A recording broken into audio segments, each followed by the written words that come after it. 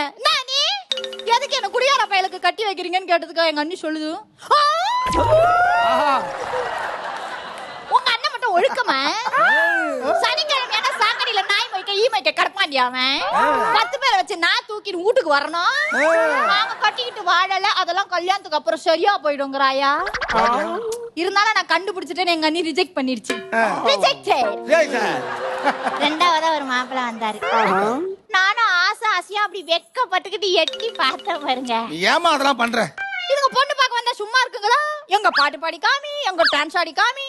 சரி நமக்கு தான் பாடவும் வரும் ஆடவும் வருவோமே, ஒரு ஆட்டத்தை ஆடி பார்ப்போம்னு எங்க அண்ணி சொல்லி கொடுத்தாங்க ஒரு பாட்டு. ராஜாவின் பார்வை